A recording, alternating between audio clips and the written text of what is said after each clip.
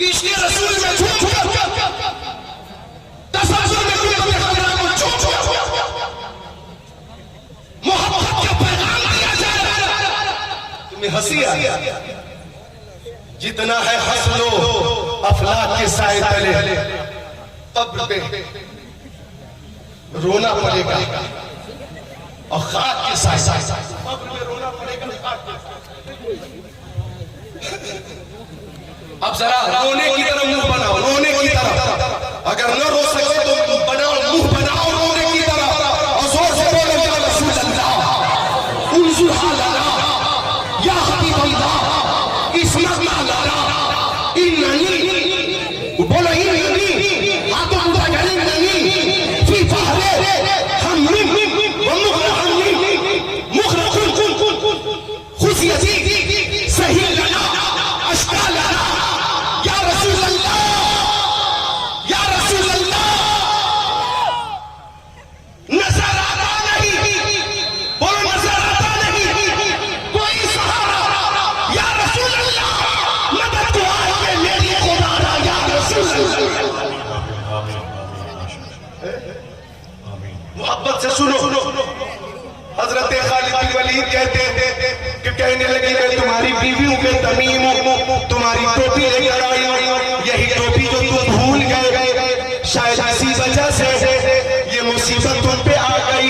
लो टोपी आ गई, कहने लगी लो टोपी आ गई, टोपी आ गई तो मुसीबत नहीं आएगी बल्कि मुसीबत भागेगी। हजरत खालिद बिन वलीद ने टोपी को पहन लिया, टोपी को पहन लिया।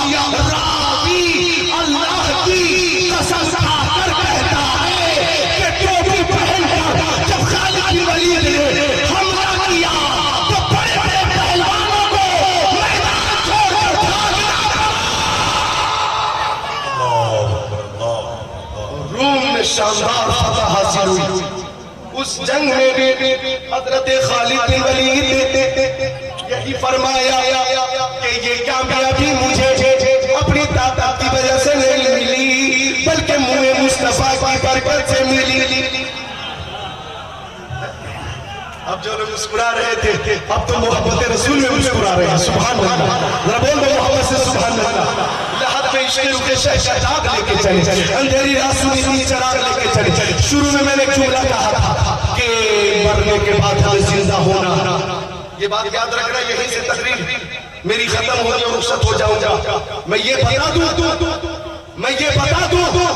कि सरसराए मदीना सुरूरे कल्बो सीना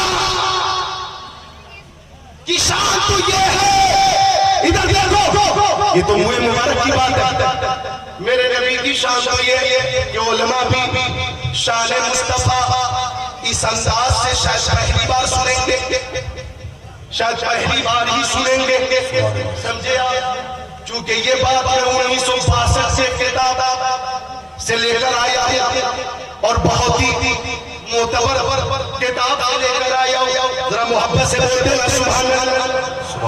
मा वक़ा ज़िल्लुहु अला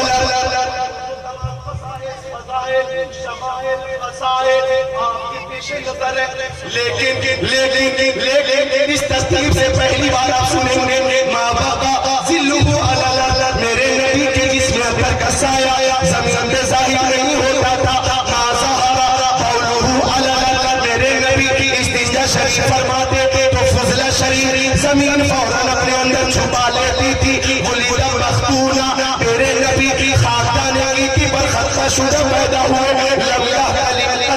मेरे नबी की कभी मुख्तलिफ न हुए। लम यजलिसी ज़ुबाबु अलैहि, उनके जिसके आधार पर कभी मक्खी नहीं बैठी। लम यतसाअब, उन्हें कभी जमाई नहीं आई।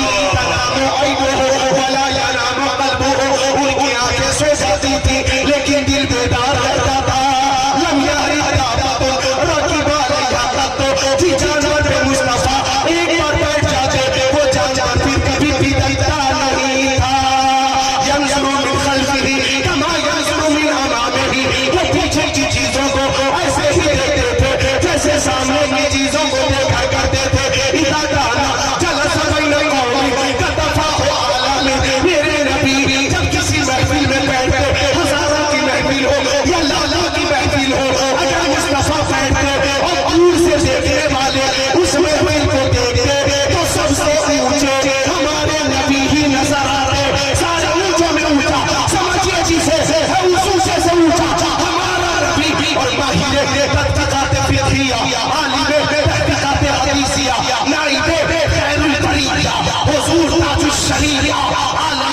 अफजलुल फुज़ला मुर्शिदे करीम मुफ्ती अख्तर रज़ा खान अज़हरी अलैहि रहमा फरमाते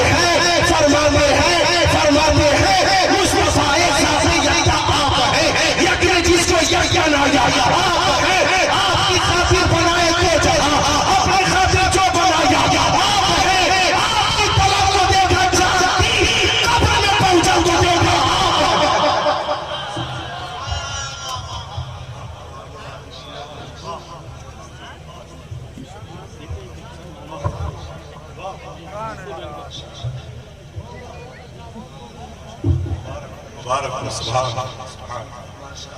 अल्लाह की सरसा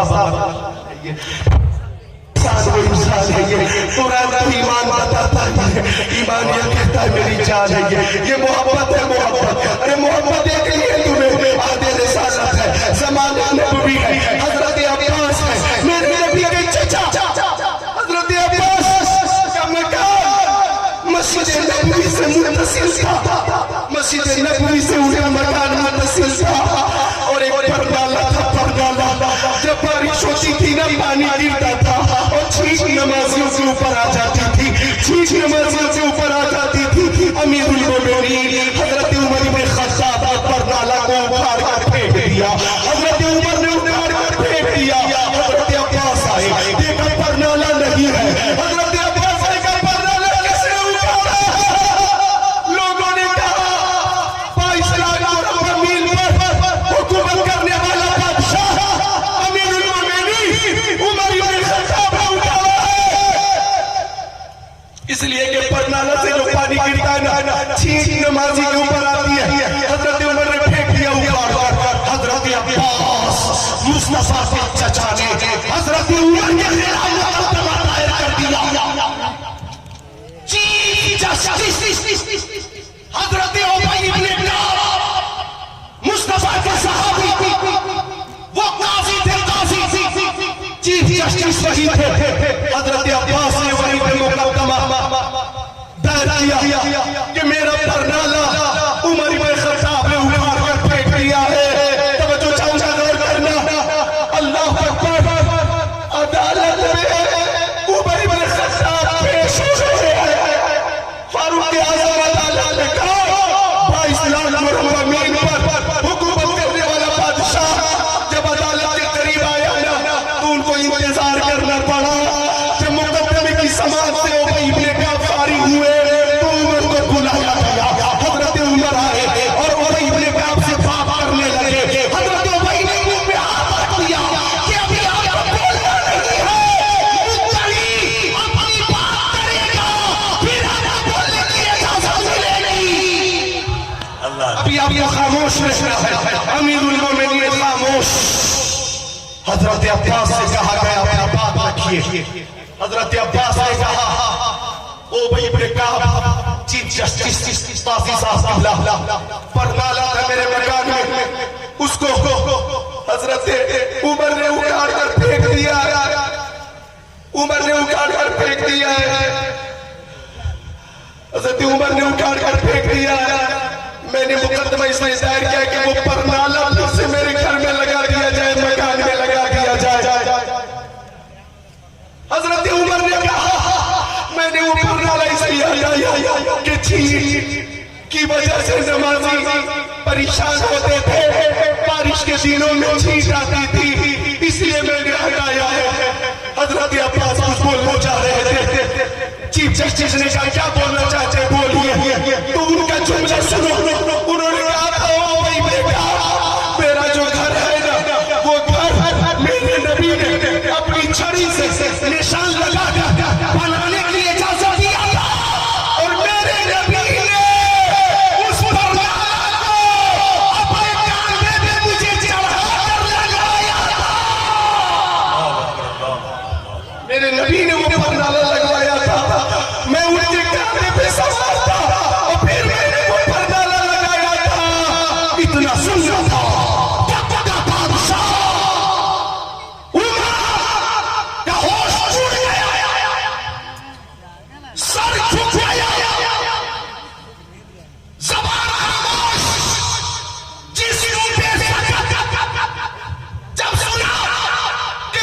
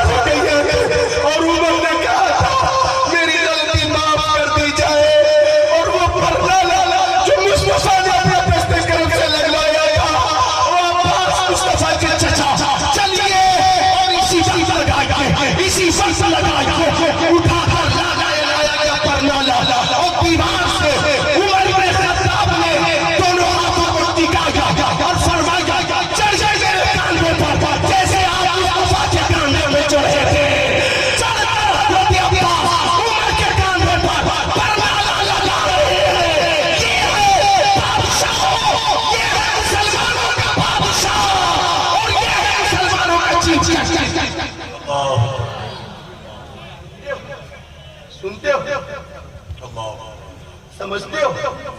बाद में हजरत अब्बास ये देखा कि अमीरुल मोमिनीन की इनकी सारी का ये आलम है, अमीरुल मोमिनीन के फैसले का ये आलम है, तो अब्बास ने अपना मकान मस्जिद नबवी के लिए वक्फ कर दिया। बोलो सुभान अल्लाह। मस्जिद नबवी के लिए वक्फ कर दिया। तो ये उनके गुलामों की शान है, ये मोहब्बत है जो यहाँ पे नजर आ रही है। मुँह मुबारक की बात चली, इधर देखो बाल रखने वालों, ये बाल शरीफ है ना, मुस्तफा जान रहमत के हम अदब से मुँह मुबारक कहते हैं। मेरे नबी ने, चूंकि नौजवान हाजिर है, कुछ पैगाम ले लो। मेरे नबी ने कुछ बाल रखने को और कुछ बाल कटवाने को मायूब समझा और आपने सख्ती से मना किया। ये जो अंग्रेजों का तरीका, जो ये अंग्रेजों का डिजाइन है, आजकल यहाँ से साफ, इधर से साफ, पीछे से साफ और ऊपर बाल की एक लकीर। जानवर है, उसकी पूंछ पे ऐसी ही लकीर होती है पीठ पे, बिल्कुल वही कट। वो कौन है उत्तर कोरिया का? कौन है? किंग जोंग उन, उसकी नकल कर रहे हैं नौजवान। अरे नकल करनी है तो किंग जोंग उन की मत करो, मुफ्ती आज़म की करो, मुर्शिद करीम ताजुल शरीयत। कुछ बाल रखने को और कुछ बाल कटवाने को मुस्तफा ने मना फरमाया। और सुनिए, मुस्तफा जब बाल शरीफ रखते थे, इधर देखो मेरी तरफ, तो मुस्तफा अपने बाल शरीफ को दो हिस्से में तकसीम करते थे। बीच से आधा हिस्सा दाहिनी साइड में, आधा हिस्सा बाएं साइड में, और मुस्तफा बीच से मांग निकालते थे। तो बीच से मांग निकालना मेरे नबी की सुन्नत है। साहबे किराम ने फरमाया कि मेरे नबी के मुंह मुबारक शरीफ कभी कान के लौ तक होते थे, मेरे नबी के मुंह मुबारक शरीफ कभी गर्दन शरीफ तक होते थे, मेरे नबी के बाल शरीफ कभी शाना शरीफ तक होते थे। किसी ने कहा कि बाल शरीफ शाना शरीफ तक थे, किसी ने कहा कान के लौ तक मुस्तफा के बाल शरीफ की लंबाई थी, किसी ने कहा कि गर्दन शरीफ तक मुस्तफा के बाल शरीफ की लंबाई थी। अब तीन तरह की रवायत आ गई, इख्तिलाफ हो गया। तो तदबीर की सूरत ये निकाली गई कि देखने वालों ने जो मुस्तफा को देखा, अलग अलग अहवाल पे इन हदीसों को मौकूफ करके तदबीर ये निकाली गई कि मुस्तफा जब हजामत फरमाते थे तो बाल और शरीर तक आ जाते थे, और जब कुछ बढ़ जाते थे तो गर्दन शरीर तक लंबाई होती थी, और कुछ और हो जाते बाल तो शाना शरीर तक लंबाई होती थी।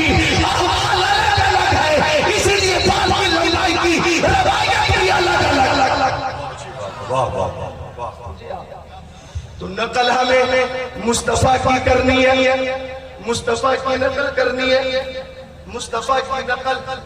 देखो मुँह मुबारक की बात आ गई, आखिरी बात सुन लो, आखिरी, वो मरने के बाद जिंदा होने वाली बात फिर कभी कर दूंगा। आखिरी बात सुन लो।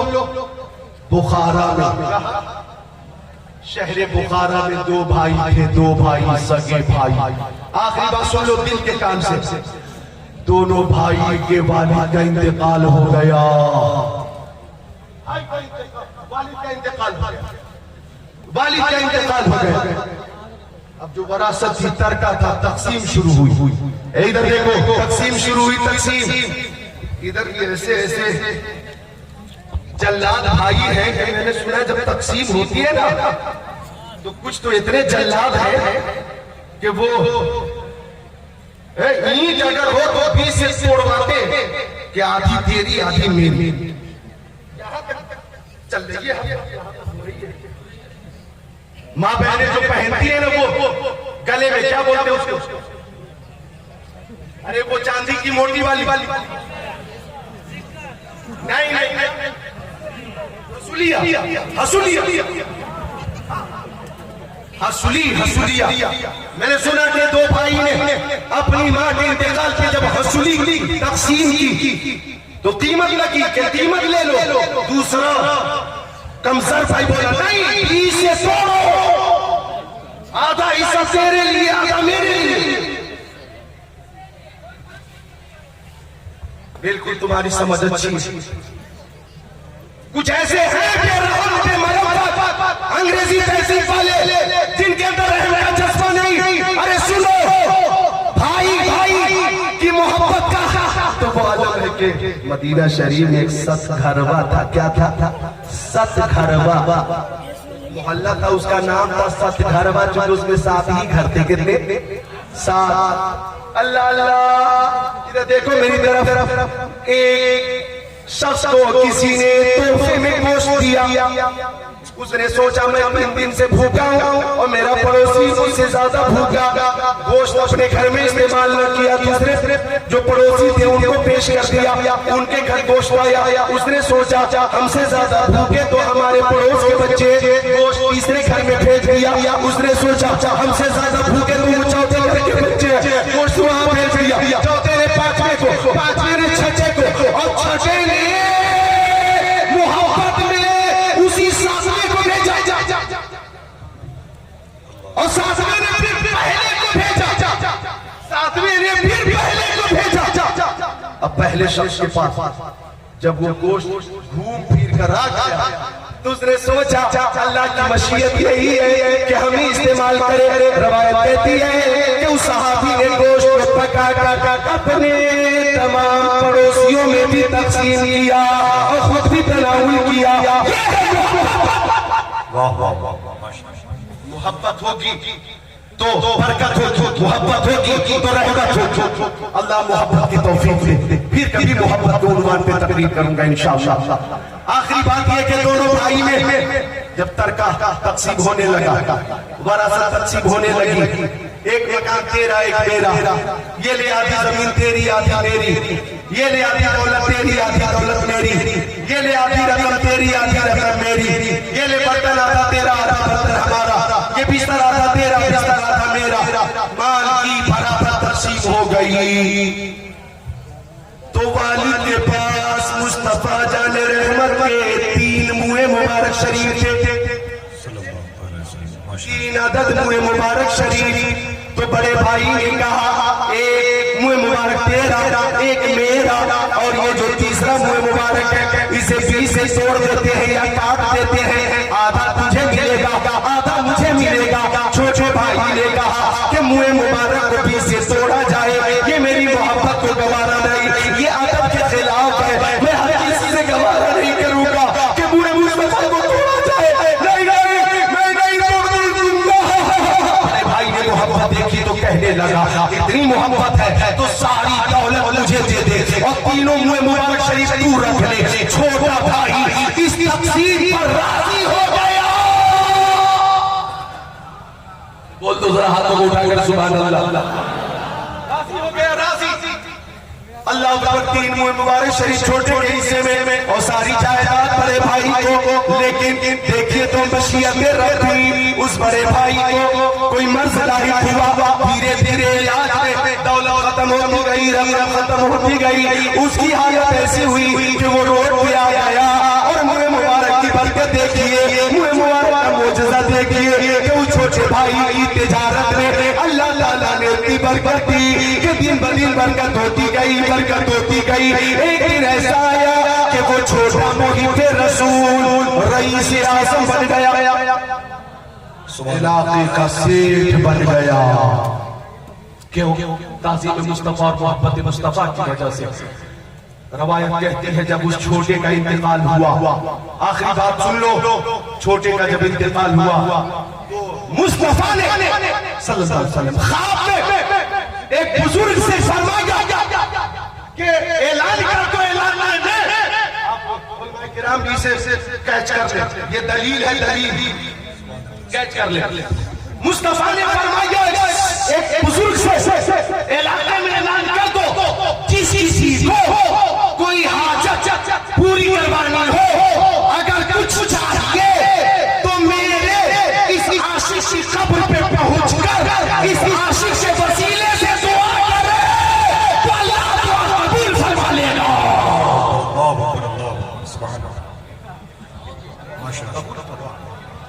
समझे? सूखे खानों पे हमारे भी करम हो जाए, बरस रहमत की घटा बन के तुम्हारे केसू, हम सियाकारों पे यारा तपिशे महशर में साया अफगर हो तेरे प्यारे के प्यारे केसू। मोहब्बत रसूल में मैंने मुस्तफा के मोजेज़ात के तनाजुर में मुँह मुबारक के हवाले से चंद बातें कही हैं, मौला कबूल फरमाए। हदीसें बहुत सी जो सत्य ज़हन पे थी, वक्त की किल्लत की वजह से मैं पेश न कर सका। अल्लाह ताला हाजी मुस्लिम साहब को, इनके अहले खाना को शाद रखे, आबाद रखे और हम सब को हसनैन, करीमैन, तय्यबैन, ताहिरैन, नय्यरैन, मुनीरैन, शहीदैन, शहज़ादे कौनैन प्यारे हसनैन का फैज़ान अता फरमाए। अस्तग़फिरुल्लाह रब्बी मिन कुल्ली ज़ंबिन व अतूबु इलैहि, ला इलाहा इल्लल्लाह मुहम्मदुर रसूलुल्लाह। जिसकी समझ में आए वो पाए रोशनी, मैंने दिल जला के सरे राह दिया। सरकारे मदीना कॉन्फ्रेंस जिंदाबाद, पाइंदाबाद, जिंदाबाद, दक्षिणाबाद।